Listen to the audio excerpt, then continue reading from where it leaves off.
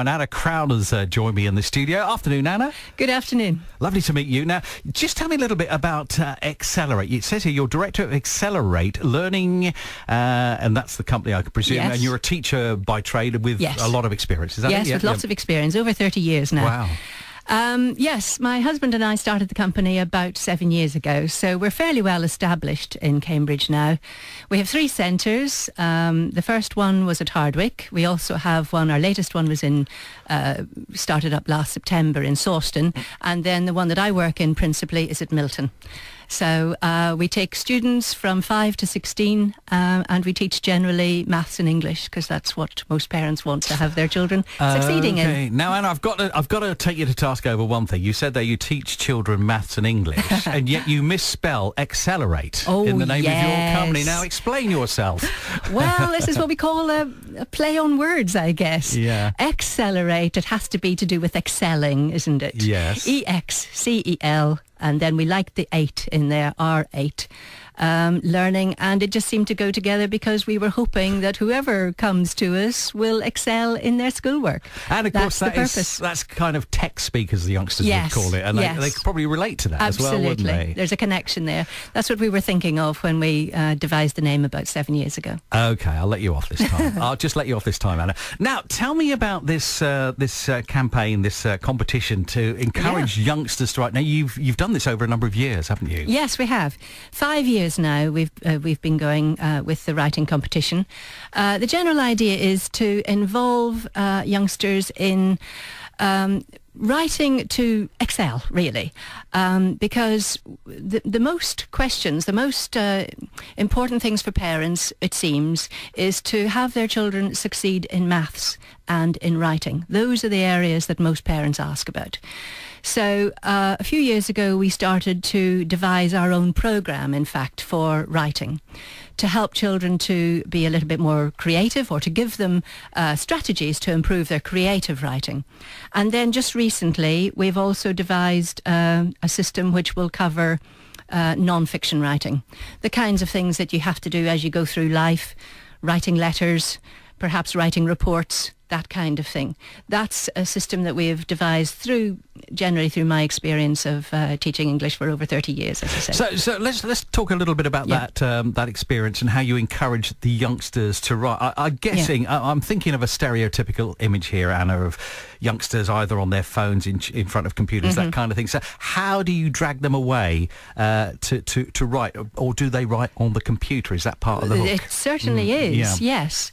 Obviously, the younger you can start, the better. Children who are good writers are generally encouraged to be good readers to start with. So reading to children right at the very beginning from a very early age is a very encouraging way to start them. Children love stories.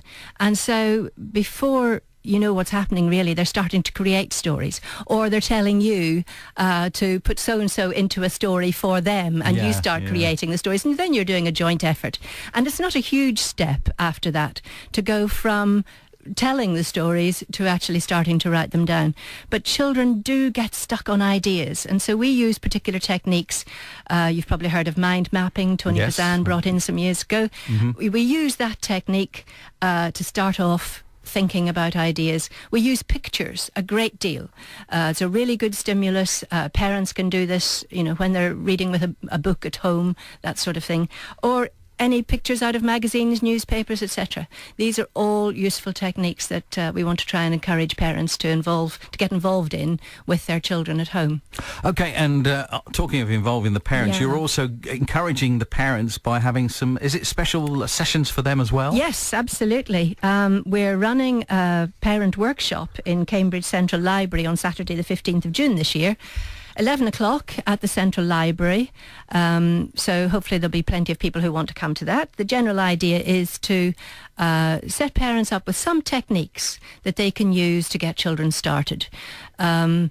Some children will be, they'll have plenty of ideas but may not know where to start, and so that's what I want to try and encourage parents into thinking of strategies that they can use to lay it all out, help the children get their ideas organised so that the whole story can be organised and come to a complete a complete stop at the end.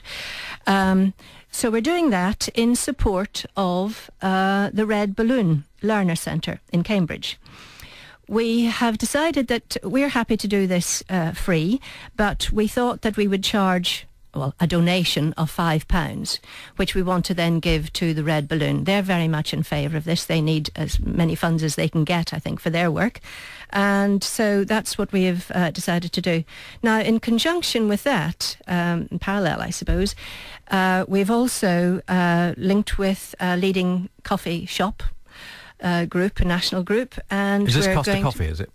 Oh, you're allowed to say it. I'm not really, but I mean, what's the point of alluding to it? We might as well say it. So, how have Costa got involved? Well, Costa, we know the manager at Costa, and she just suggested that we might be able to do a workshop in their coffee shop at Milton. It's in the Milton No, hold on a minute, Anna. Hold on a minute. Okay. I go into those type of coffee shops to relax, while away a few minutes and enjoy myself. I would perish at the thought of youngsters screaming around there, breaking the sereneness of the place. Yes. Well, this will happen after hours. Oh, good. So after 7 o'clock, when all the little ones are tucked up in bed or whatever, the parents can be there, and we'll work together similarly, to devise strategies, help them to find ways through what might have to be done. I think for some parents, the worst thing is for a child to come home and say, I have to write a story. And they just don't have a clue where to start. It's not, I don't think it would be an overnight kind of homework exercise, but nevertheless, it can be quite mind-boggling.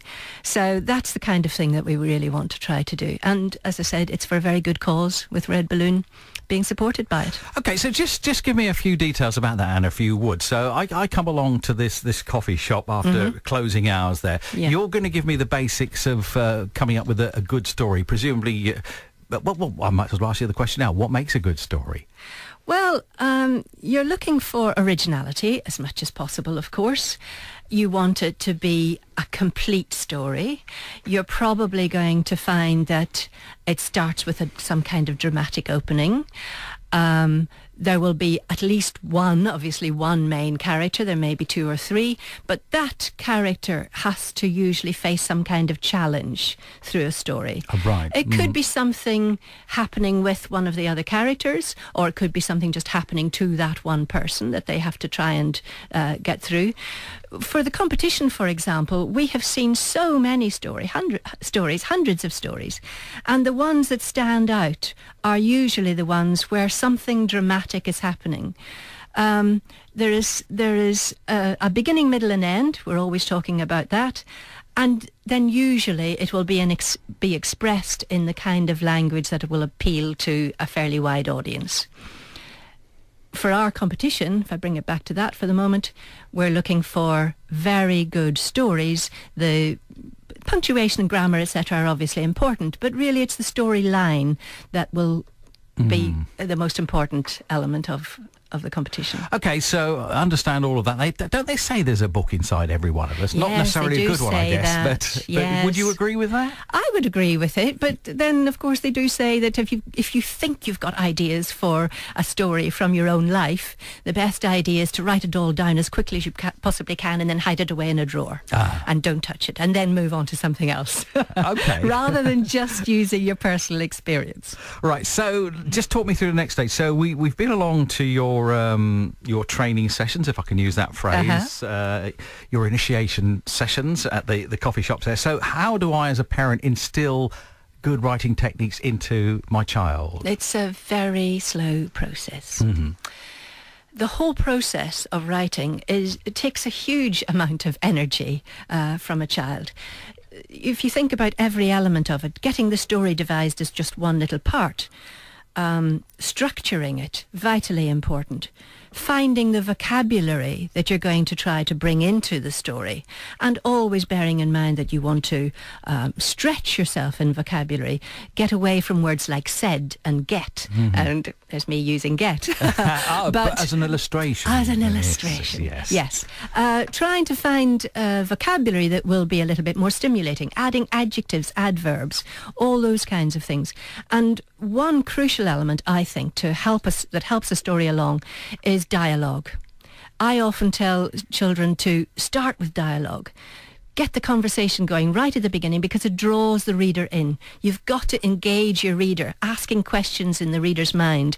And that is a good technique to use, rather than great long lengthy descriptions of where it's all happening or what the character was like. It doesn't always matter what the character is like until you're into the story. Getting those details in the story further on can be quite helpful. It's interesting hearing you say that, Anna, because quite a few years ago now I went on it was a fairly short training course on how to write news here at the BBC, but in a sense that is writing stories as well, isn't it? It is. You have to deal more with facts, I guess. Yes, concise. Concise, absolutely. You might be using the 5 W's, for example, the who, what, where technique, to run those things through your mind to make sure that everything's included. And of course, then you also have to consider, if you're doing reports, is it going to be presented through speech or is it going to be actually written down? Yes. Because there are different techniques that you'll want to use for that. Okay, yeah, but just hearing it struck me as being very, very similar. But after all, they do refer to them as news stories, don't they? So I won't be seeing you at Milton then? I think you're going to be... maybe I need a refresher course. Happy to oblige. A little bit rusty around the edges. So you've talked us through the parent side of things, the children's side of things, and you say that you know it's a really long road on which it's a long journey on which the children will travel. Yeah. How do you remain or get that commitment to stay with the child right the way through to the finished product, i.e. the finished story? Yes. The systems we use, as I said, are based on using pictures. So we try to take it as, well, let's think about who your first character is. Let's think about where it's going to take place. Now, what would that person be doing in that place? And then you just come up with the ideas and the child starts to explore possibilities within that. And then if you bring in a second character, you're starting to think, well, what's the interaction going to be? The child will already be starting to concoct the ideas in their head. And then putting it down on a kind of mind map sheet helps them to see stage 1, stage 2, etc., and see how it will finish. Now, moving onto a computer from that stage is also quite helpful, because then they can tinker with it far more readily than if it was all just handwritten. So for working at home, the computers can be very, very useful. Some parents will come to us and say, I really need her to improve her handwriting, actually, as well as the writing skills.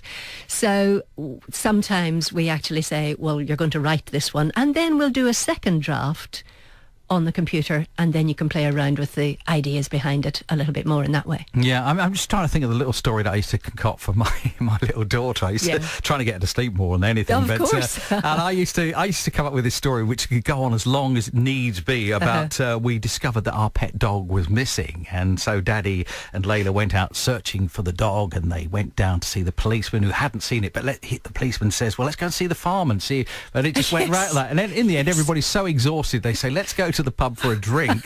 And they ordered a drink and some sausage sandwiches, and guess what? The publican goes to get the sausages, and who's in there eating the sausages? There you go. So it's that kind of I can keep that, string that yarn out for as long as needed on that one. So okay, I'm really interested in hearing this firsthand from you, Anna, and I'm sure a lot of parents and maybe children listening during their school break now. How do you get involved then if you decide you want to take part? Taking part in the writing competition is very easy. Yes. You can go to our website and download an entry form from that. We have entry forms in our centres, which we're quite happy to send out to you. If you wish to phone, you can phone in either of our centres and leave your name and address, and we'll happily send you out an entry form. I just want to let you know that there are good prizes available for this.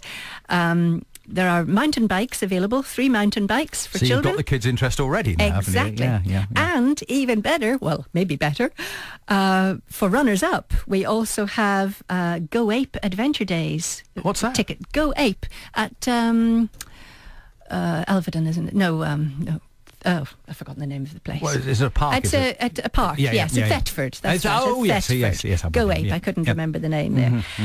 And then, coupled with that, we actually give donations to the schools as well. So the winning child has a donation made to his or her school of £200. Wow. And usually schools are quite happy to take a donation of £200. Thank you very much. I'm sure they are. Yes. So it's a win-win situation there. And if parents are interested in coming along after the coffee shop has shut, one of your training sessions? That's going to be on the 24th of June, Monday the 24th of June, at the Milton Costa.